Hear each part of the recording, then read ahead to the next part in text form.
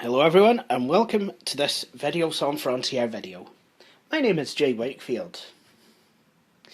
Now I've recently started receiving peer support from a local organisation due to my isolation, and when I was initially in the stages of setting it up, one of the things that one of the things that was suggested was that the guy coming round, he's interested in computers, that he would bring his laptop round and we could play games.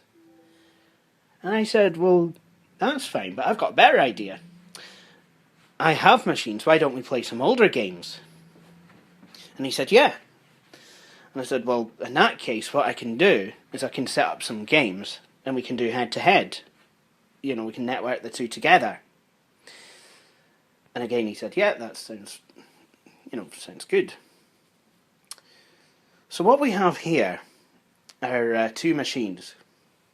Two of my best machines, actually.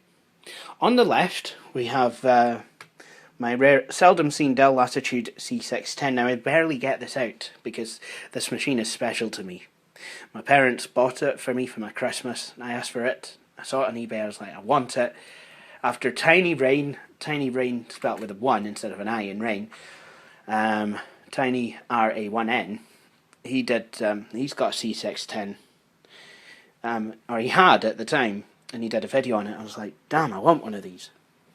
So I saw one on eBay, and I asked my parents if they'd get it for me, to which they actually did. They got me, they let me have the system. So anyway, yeah. So, like I said, I mean, I barely get it out, because it is my best machine. But unfortunately, it's one of the few machines I have that, you know, is in ready-to-fire condition, if you will. Ready to run in the way that I want it to. Until I get my larger screen Compaq Armada M700 fixed. Of which I have got the parts on order. It needs a new keyboard and it needs a new CMOS battery. This also needs a new CMOS battery, but everything else is fine. If you look at the condition of this thing, very few marks. There's a few there, but actually no, that might be on my phone rather than on the machine's screen itself. Can't see them in real life. This machine, I've basically kept it in good working order, and it has got some use on it, obviously. But I mean, if you look at the spacebar, it's just barely been used at all, or if it has, it's been very well restored. Due to the price of the thing, I would probably go for the latter. And while the screen is actually not too bad, the hinges on these are a problem. If you watch Brandon Bishop's video, he can actually make his screen fall back just by, you know, tapping it with one finger, just like. I'm not going to do it because, like I said, this is probably my best machine because my parents bought it for me and it's in such good condition. So while I had visions of myself using it as my primary Pentium 3 gaming machine, I'm afraid it's just not turned out that way. Yeah, as I was saying, this C610 is in wonderful condition. And it pained me to do it, but at the time I wanted this to be a 98 and 2000 machine. Well, not at the time I got it. It had the original hard drive that, well, I say the original, it had the hard drive that came with it in long enough, which was a 20 gig, but I wanted to turn it into a 98 and a 2000 machine to get all, you know, compatibility across all games. But 98's never really run too well on this machine. So, I mean, that's originally why I paired it with 2000, to have that as a primary OS, but I'm starting to think that maybe what I'm going to do instead is just put Windows 2000 alone on here. But like I said, this machine is rather special to me as it's one my parents bought me. So I want to keep it in as good condition as possible. I also knew someone through FreeCycle at the time. I was in regular contact with him. He had all sorts of stuff for me. He was really nice, actually. He was really great. Great lad, actually. And, you know, he lived further up the road, actually. And he dealt with Dells a lot with his business. Not his own business, but the industry, the business he worked for, the company he worked for dealt with Dells, and he was a compendium of knowledge about these machines. He actually told me originally to go for the Inspiron 4100, as they generally tend to be a lot more reliable than the C610s, and it is very easy to find one of these in terrible condition. But he also gave me spare drives. I got a CD writer from him. I even got the zip drive module from him, which is awesome because I can use zip disks on the move. I'd like to get another one of those drives if it'll work with the CPI, because that runs Windows 95. I'm more likely to use a zip drive with a Windows 95 machine, but I want to keep this one with this one because it's, yeah. But I do, I do prize this machine. I had a CDRW module. It didn't work so well. So I went back to the original CD-ROM module that came with it for a while, but then I put a DVD-ROM drive in it. Now it's got a DVD-ROM CDRW combi drive, which would have been period correct for this machine, but not for this machine's specs. But anyway, this wasn't a video about the C610, but it's turned into one. There is an Ethernet cable sticking out of it, and if I follow this Ethernet cable around my empty teacup that needs to be filled with tea, around some antidepressants, and a memory module on top of that, and some wireless PCMCIA cards, and off the edge of the table, and then under the table, and then back up. The other end of it is connected to my other prized laptop. Why is it prized? It's a Compaq Armada. Need I say any more? No, I don't. But I will anyway. This is my E500. And some of you will recognise this. I'm looking squarely in your direction, the Paramount Galaxy. I seem to have started a trend of people wanting Compaq Armada E500s. They are just that brilliant. Unlike the C610 next to it, this is a tri-spindle machine. It's got a floppy drive, it's got a DVD, well, it's got a multi-bay drive. This also came with a CD-ROM drive, but I stuck a DVD-ROM in there. Also a Pentium 3, but whereas this one is a 1 gig model, this one is 733 megahertz. Actually, no, it's not. It's 700 megahertz. But I use this as my daily driver. If I ever want a vintage machine for old DOS games on the run, DOS games? No, what am I talking about? No, I have another machine for that. No, if I want a machine for Pentium 3 era games on the road, this is my driver, daily driver for that. It is just an amazing machine, and I love it. And I've always been a fan of pre-HP Compaq. So anyway, now to the meat and bones of the video. So here are both machines. Now, in order to interconnect them together, there's a couple of ways I could do this. I could wire both of them into a network switch. That would be fine, except that would be an extra plug socket required, that would be extra wiring required. Very messy and not so good if you're taking two machines on the road. I've managed to connect these two together using an Ethernet cable. However, I have had problems previously doing that. And I'll tell you for why. There are two types of Ethernet cable, which in this UPnP wireless world of I'll just work anyway. This seems to be less of a problem than it was, but certainly, it's certainly very pertinent when working with Ethernet cables. This is an Ethernet cable. Now, those of you who actually network admin for a living or for a hobby or whatever, or if you're called Max Arcade, will know what it is. This is a patch cable. Patch cables can be any colour, but traditionally, if you have a blue Ethernet cable, it will be a patch cable. I like the colour blue. I didn't buy this cable because it was blue.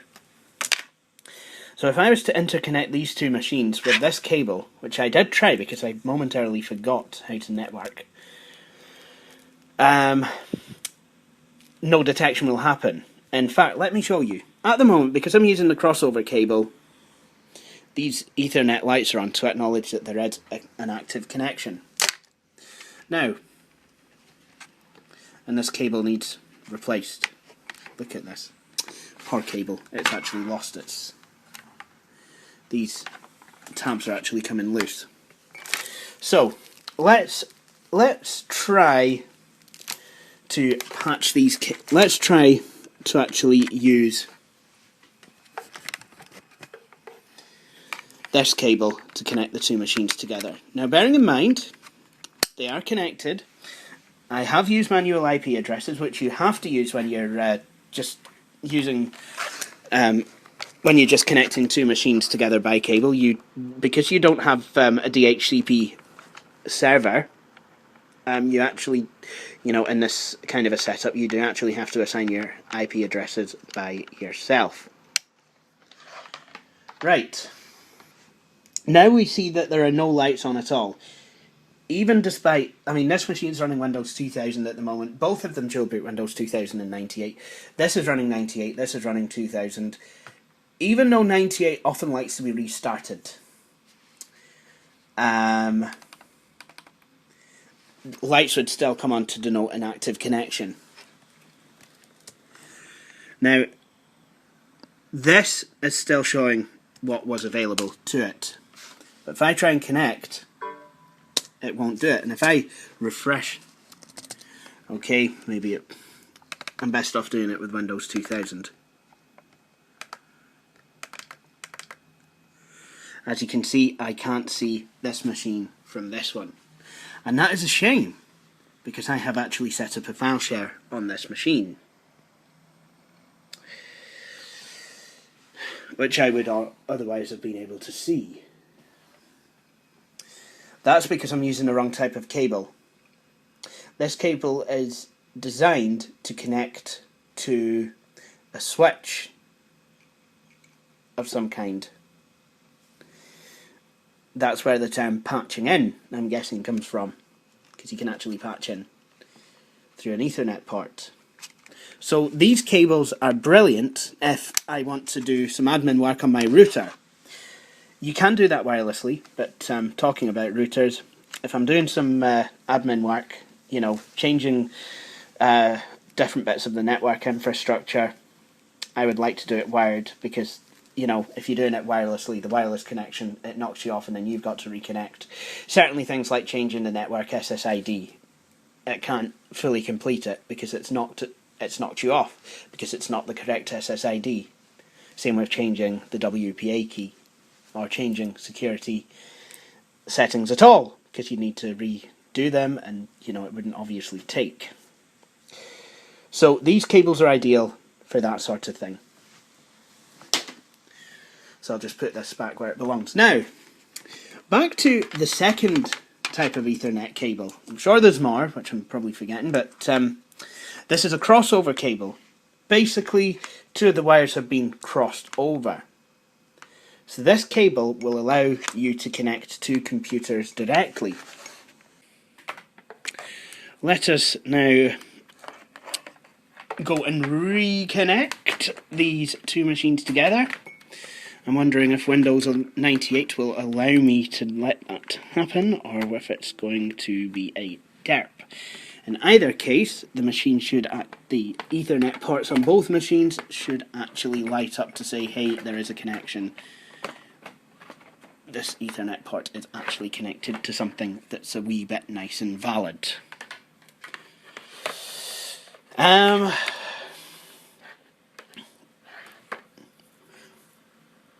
I can't believe it took me so long to remember this, because I ran into this problem in 2006 when I wanted to have a network connection between my desktop and laptop as an easy way to synchronize files and be able to print stuff directly from a laptop.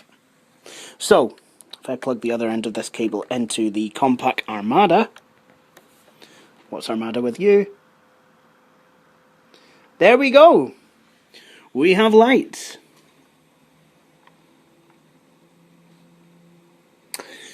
So, here's the acid test. Can I access the share file on my Compaq Armada from my Dell Latitude? Trying. Could if it would. It's trying.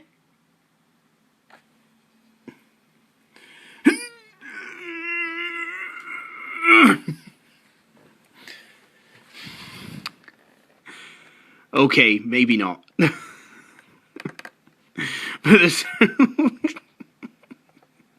there are certainly two machines. I probably will need to restart Windows 98. Windows 98, like I've said, it does like to be a wee bit finicky.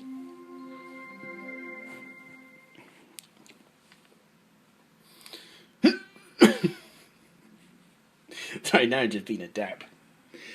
So it was kind of connected, because now it says network cable is unplugged, because Windows is starting, I'm restarting Windows on this machine. So I'll do 98 like I was doing.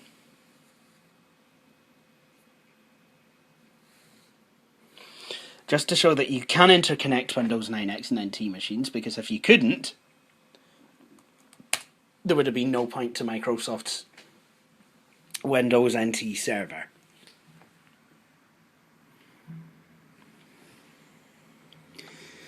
And the connection is once again active, just not quite ready yet.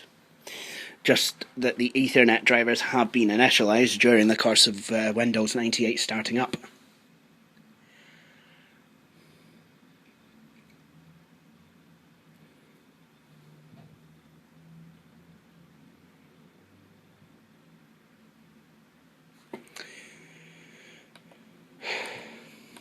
And yes, for the sake of being OCD, I will let this continue. Microsoft Office 2000 File Optimizer. Who remembers this?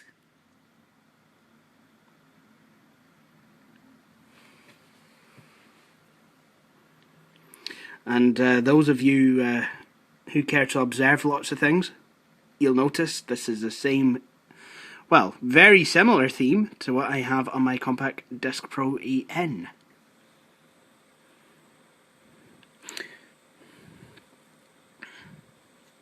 Obviously, if you're wanting to connect more than one computer, more than two computers, you do need a switch of sorts. And a network switch, the clever ones will have some sort of DHCP.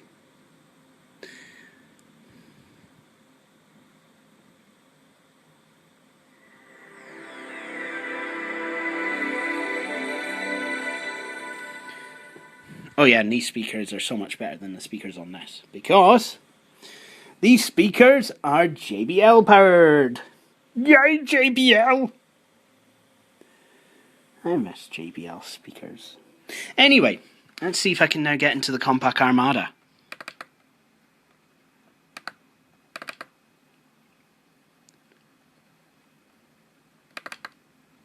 Yes, I can.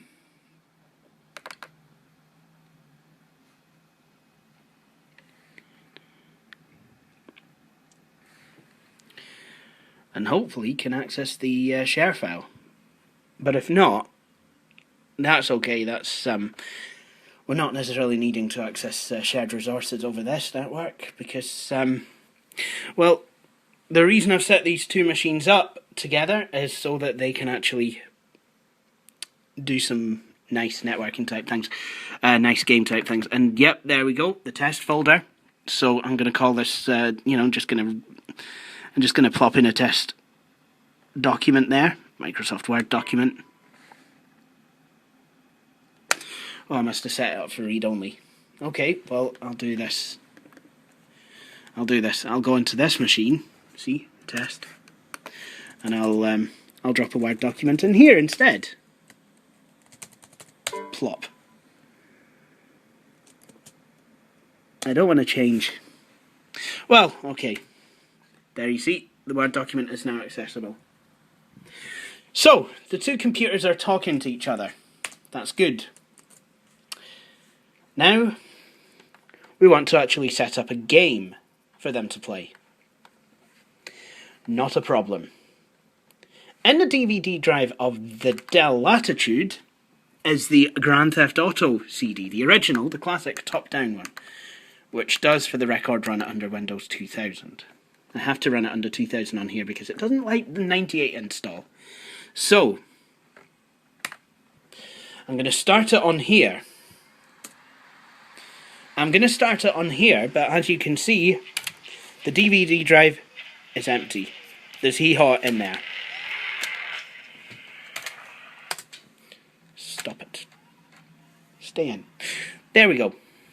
That's ready. We'll just leave that. We are going to start this without the DVD and the CD in the drive. And I don't know why the Dell, even when you set the music to not play, it still plays it very quietly. Look, and you will get CD warning. The Grand Theft Auto CD is not present! Only joining network games is possible. That's what we want to do, so we don't need the CD. Start Grand Theft Auto again with the CD present for normal play. Now, I can play Grand Theft Auto normally on here because I've got the CD in. In fact, I'll show you. And I've not set up the drivers or anything. I will set the display mode because this is quite a souped up graphics card.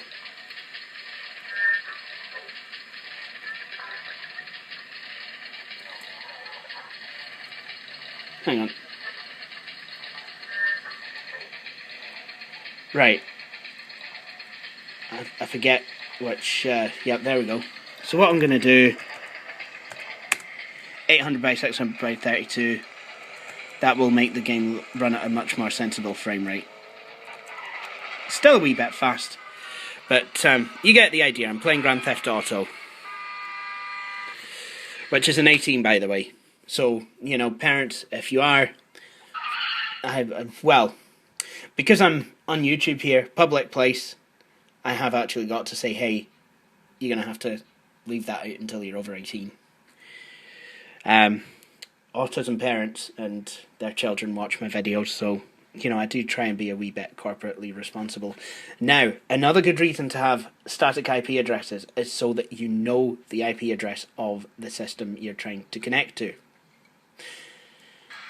So on here, I want to gather a network. My name is Jay. That's the character I'm going to play as.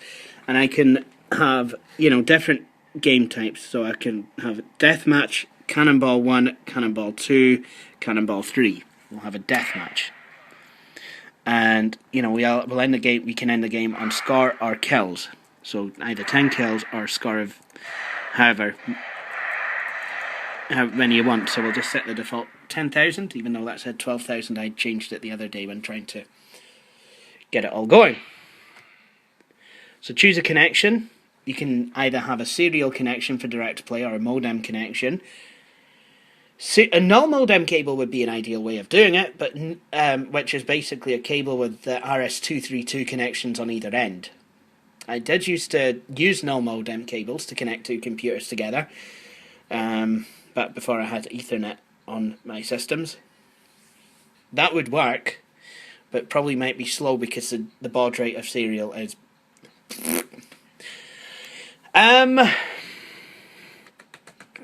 Ethernet, probably the best way to go. You can either do that over IPX or internal TCP IP. We're going to use TCP IP.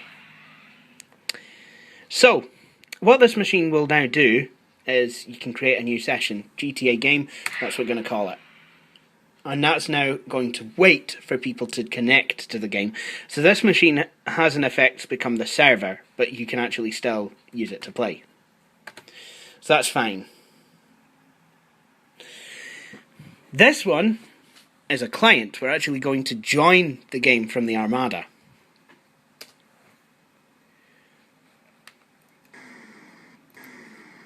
So instead of going to gather network, we actually want to join the network.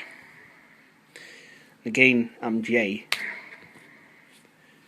But never mind that.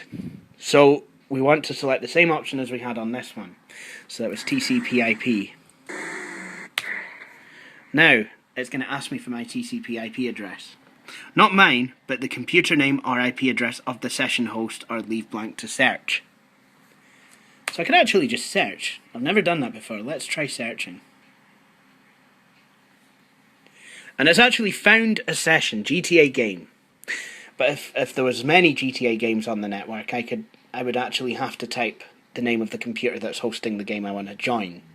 So, choose a session, GTA game. Yes. So now I've joined it. So its status found gatherer. Now I will be stuck at this screen until I actually tell the server to start the game.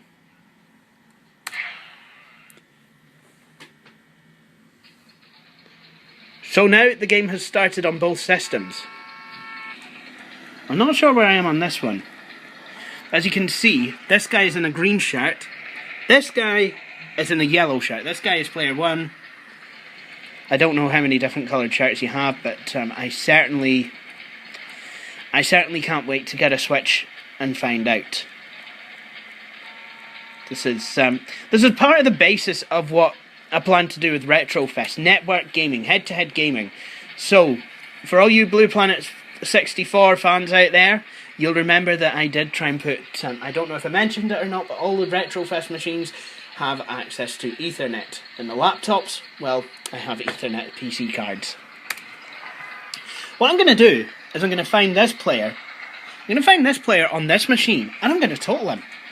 So I'll send this player to somewhere that I know I can find easily. So what I'm going to do, I'm actually going to drive to South Park. Not the TV show, but the actual place. Now, please bear in mind, I've never played Grand Theft Auto on this system before, because I've always tried to keep it family friendly. But as that was the game I was going to play with my peer support person, we are both over 18, we can play it, that's absolutely fine. I am playing it, so anything I do in this game, I do not condone the actions of in real life. Please bear that in mind. I do not want people trying to do these things in real life. Drive your car safely and don't be a total prick. Because I will not be held responsible for anyone, for any idiot saying, hey, I'm going to try this in real life. Oh, and the weapons actually change in GTA, so where there would normally be a pistol by the phones in South Park, I've now got a rocket launcher. So I'm going to need to find one for this guy, because my object is to waste this guy.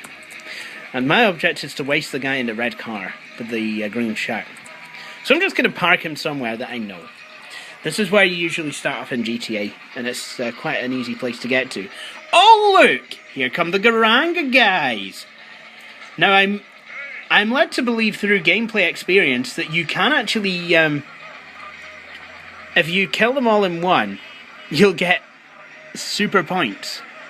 But if they know you're trying to antagonise them, they'll actually split off. Again, I do not condone this.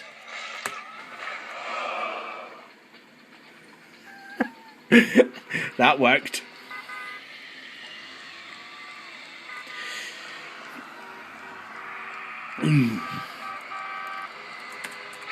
Alright, I'm gonna take the bus. Again, hijacking a bus, doing a lot of these actions in real life is going to result in you being charged and prosecuted. And trust me, you don't want to go to jail. I've not been to jail, but my goodness, does it sound scary.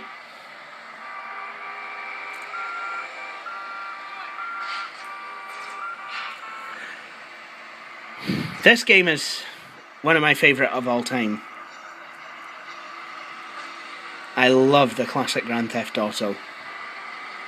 It was the first GTA I played. And I hate this because I'm doing a do as I say, not as I do thing here. I have played it before I was 18, but I'm just saying as a guide to parents, you know, because I feel I have a responsibility on this channel. You know, it's kind of your discretion. It is an 18, so I can't recommend people play it. Oh, and I've not looked for any weapons. I need to find some weaponry, don't I? Okay, so I am closing in very quickly on this guy. When I say I'm closing in very quickly, I mean what I'm doing is driving past him. This is not the way to drive a bus. Oh, by the way, I am supporting my local economy. Well, at least a national economy. Wait a minute. I'm sure I'm going the right way. Yeah, I'm going the right way. Supporting my national economy, you see. Because Grand Theft Auto is a Scottish game. Ah, yes. Proper gun. Could be a rocket. Yeah, I think it is, actually. Woohoo! I'm getting there. Watch this, and watch this. Watch this. As I drive up here on this machine, I will soon be spotted. Wait a minute. Oh, we're loading two completely different maps. That's no right. Okay. Right. Let's...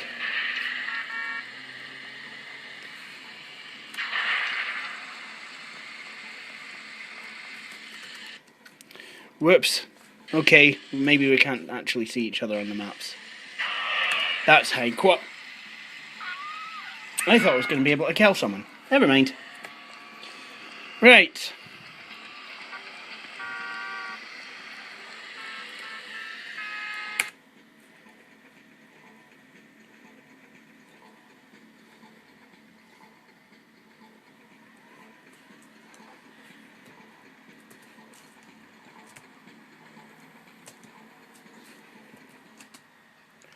So let's see if I can actually... Let's do a cannonball game. So again, we're going to join a network. We're going to search for it dynamically. Okay, I ran out of memory there.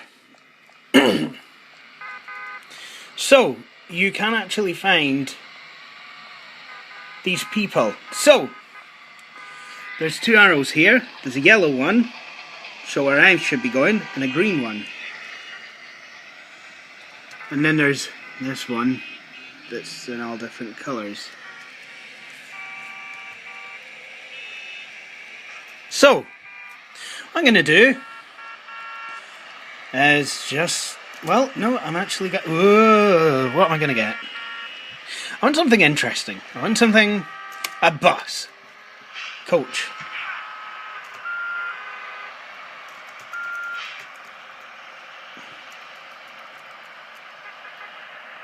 Mind out, you stupidly... Ah! Whoa! Whoa, whoa, whoa, whoa. Whoa, whoa, whoa, whoa. Oh yeah, I've got the arrow that's all different colours. The multicoloured arrow is telling me where I should be going. I like that, it's kind of trippy. And seeing it flash blue, just like, yeah, never known a blue arrow on this game. It's always usually, you know, because I play in one player mode, it's usually been yellow when I'm doing a mission, or red when I've got enough money and I need to go and meet the guy, you know, and get the next bit of the challenge. I got a warning from you from Ballman Sonetti.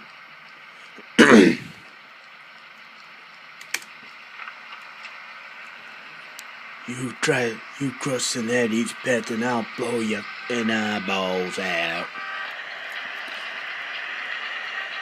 Yeah, nice to meet you too. There's a trouble with gangs, they're not really friendly.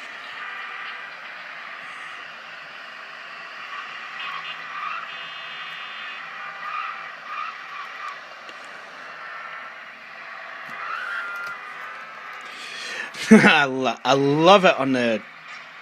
Well, I always call it the motorway, because I'm Scottish, but the 6-lane highway, because you can just act like a total E-jet on there.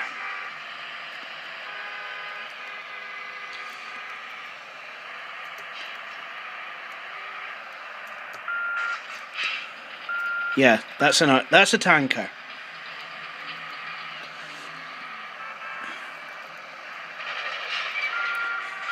No!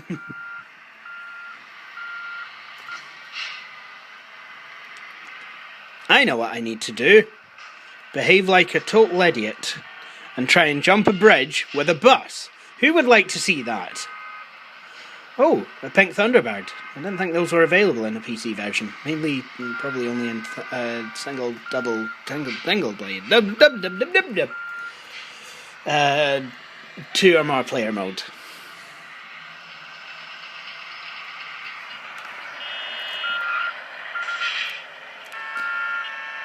Oh, maybe it wasn't that bridge, but yeah.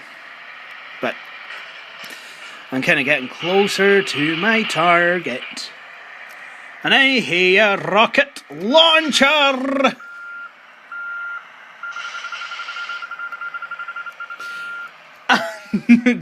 Check out the Morse code bus.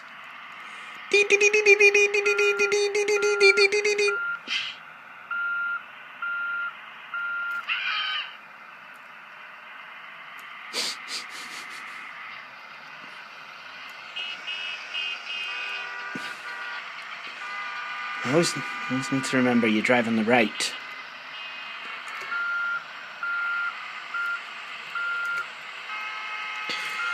Ooh, I could be nearing my destination, and I'm celebrating that by going in the wrong direction.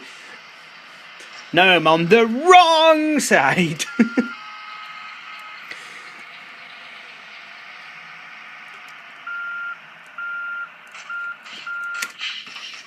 Hey. Yeah, you. Yeah, you. The green guy. Remember me?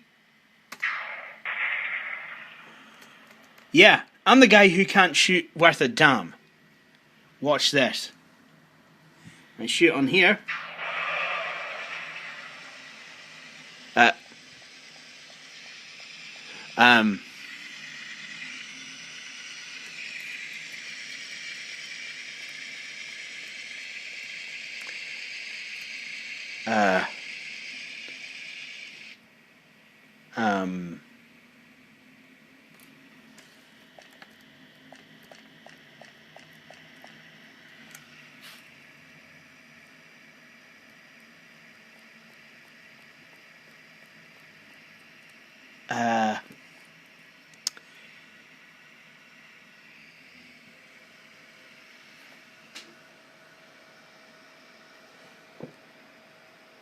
The connection sometimes, I think, likes to derp.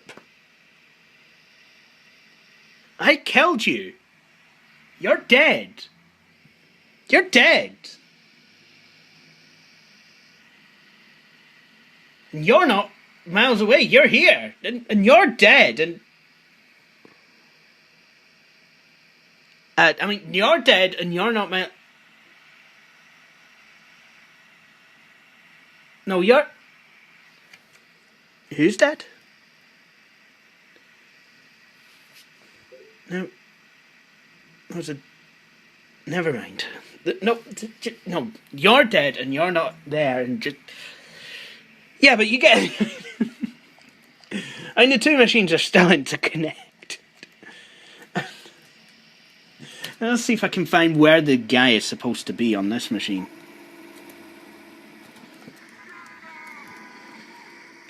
Oh, isn't this sad when you're playing a 2-player game against yourself?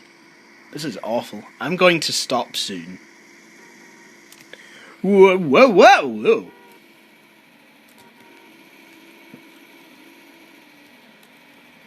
You! Yes, you! Oh, nice. Nice. You call me a jerk-off? Is that what you did? So now this player's got its own control. Maybe I should just run over you again.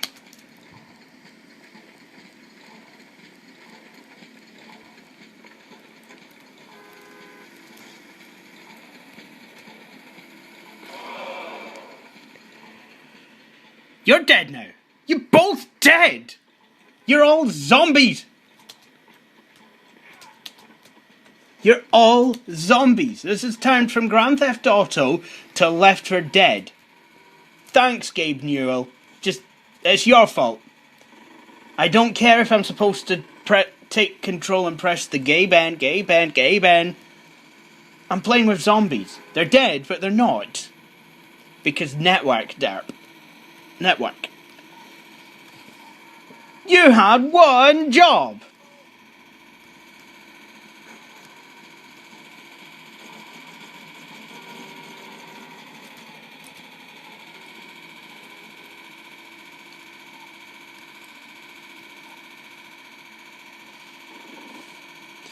Check out the engine note from this car. It's high quality.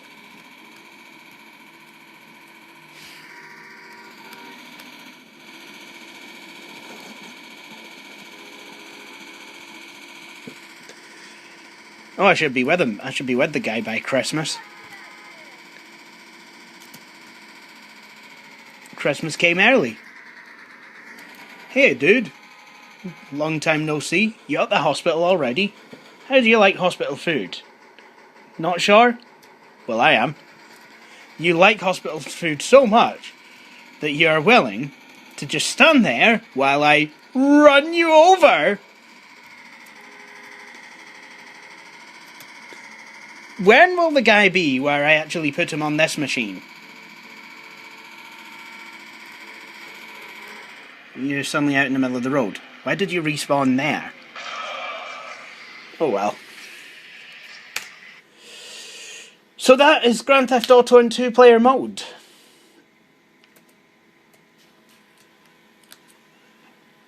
Game abandoned. And you'll fail to finish. And you're both called J. Yeah.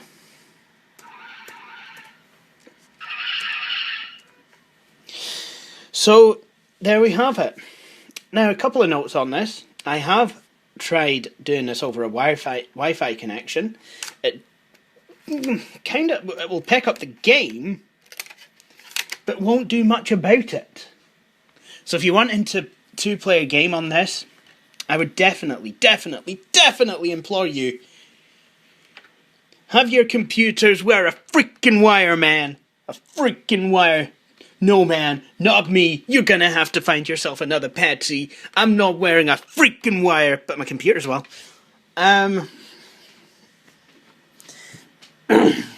But there you have it. So, I hope you've enjoyed this long, convoluted video. If you have, please feel free to subscribe. If you like what I do, please feel free to also like my Facebook page. That said, I hope you've enjoyed this video, and I hope you'll all join me for my next one. Thank you for watching.